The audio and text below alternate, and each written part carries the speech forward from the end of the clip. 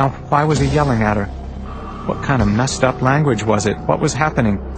She thought that she might throw up, and she'd had a chili dog and Fritos for dinner. "Stop, please, stop," Vanessa said and started to cry. It was an act, kind of, but usually it worked on the soldiers from Bragg. Not this time, though.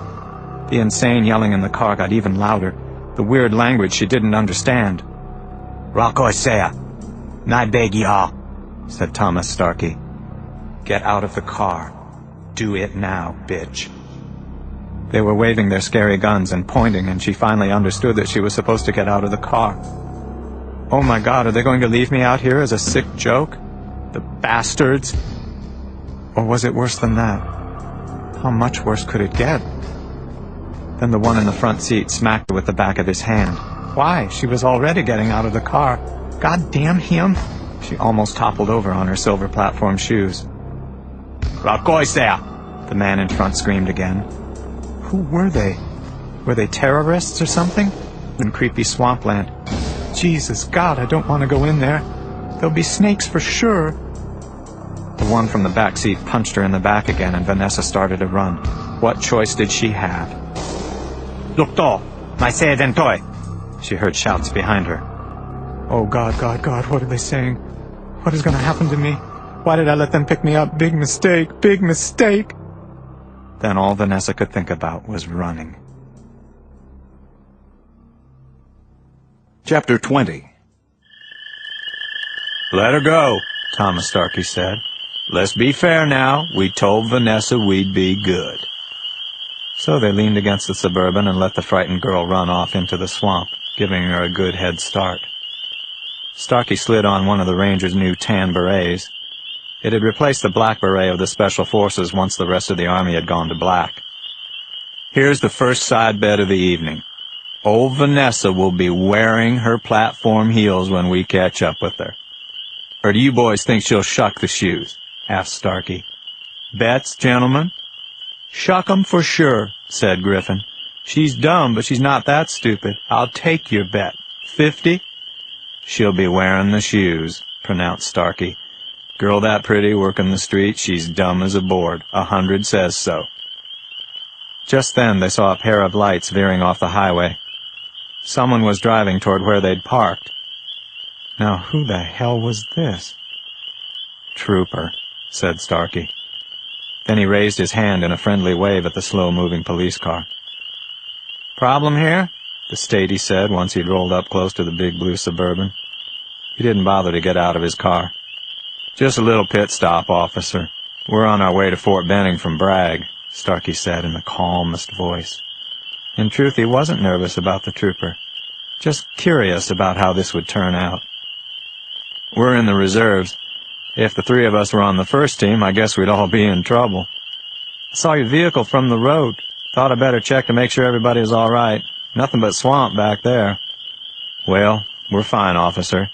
Finish our smokes and hit the road again. Thanks for the concern." The state trooper was just about to pull away when a woman's scream came from the woods.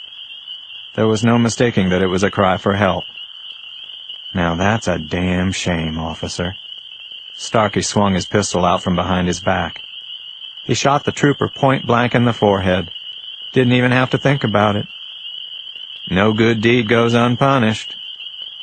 He shook his head as he walked to the police car, shut off the headlights. He got into the front, pushing the dead trooper aside, and pulled the car out of sight from the main road. "Go find the girl," he said to Harrison Griffin.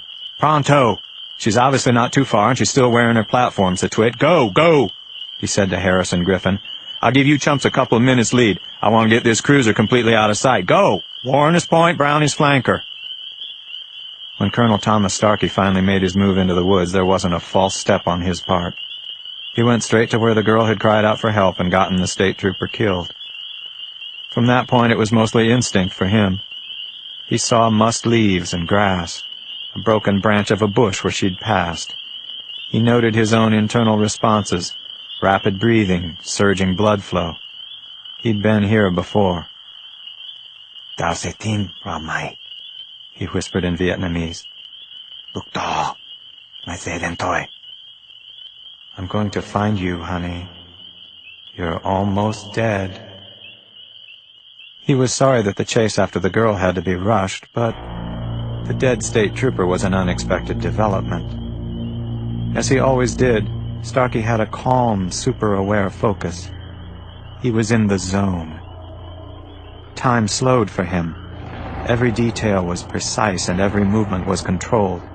He was moving fast, comfortable, and supremely confident in the dark woods. There was just enough moonlight for him to see. Then he heard laughter up ahead, saw a light through the branches. Starkey stopped moving. Son of a bitch, he muttered. He moved forward cautiously, just in case. Harris and Griffin had caught the blonde bitch. They had taken off her black hot pants, gagged her with her own scuzzy underwear, cuffed her hands behind her back. Griffin was ripping off her silver-sequined blouse. All she was wearing were the sparkly silver platforms. Vanessa didn't wear a bra, and her breasts were small. Pretty face, though. Reminded Starkey of his neighbor's daughter. Starkey thought again that she was a fine little piece to be selling herself for cheap on the street. Too bad, Vanessa. She struggled, and Griffin let her break away, just for the fun of it. But when she tried to run, she tripped and went down hard in the dirt. She stared up at Starkey, who was now standing over her. He thought she was pathetic. She was whimpering. Then she said something through the gag as she tried to push herself up. It sounded like, "Why are you doing this? I never hurt anybody." "This is a game we learned a long time ago," Starkey said in English. "It's just a game, honey. Passes the time. Amuses us." "Get the paint," he said to Master Sergeant Griffin. "I think red for tonight. You look good in red, Vanessa? I think red is your color." He looked her right in the eye and pulled the trigger.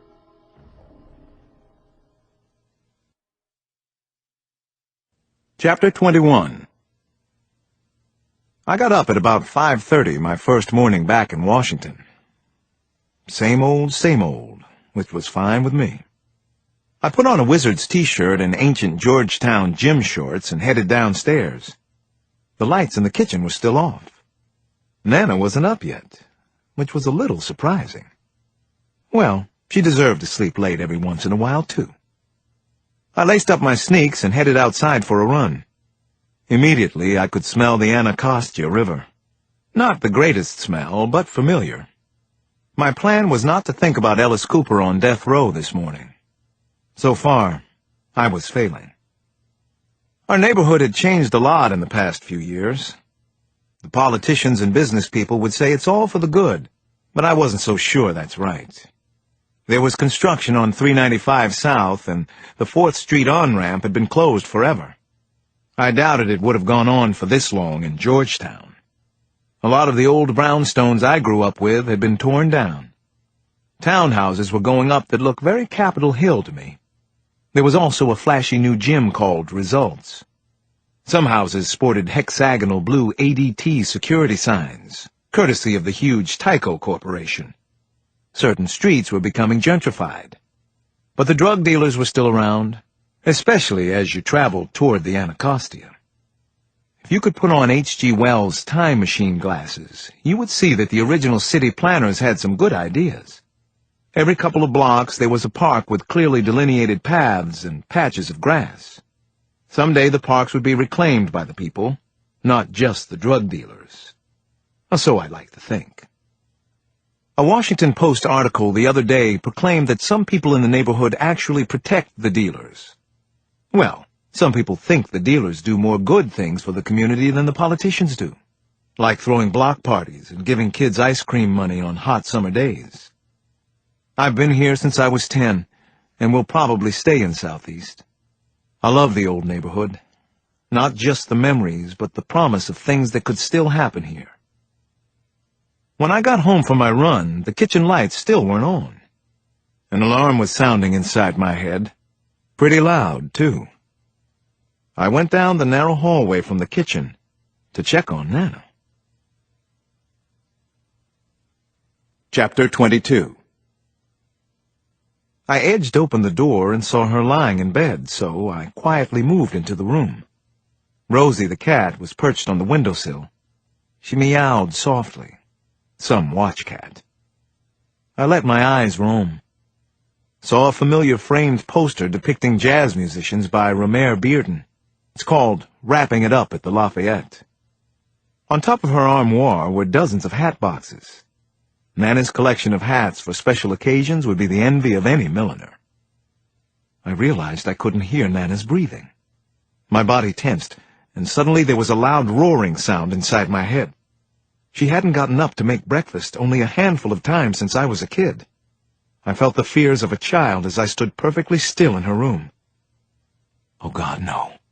Don't let this happen. When I got close to her bed, I heard shallow breaths. Then her eyes popped open. "Alex," she whispered. "What's happening? Why are you in here? What time is it?" "Hi there, sweetheart. You okay?" I asked.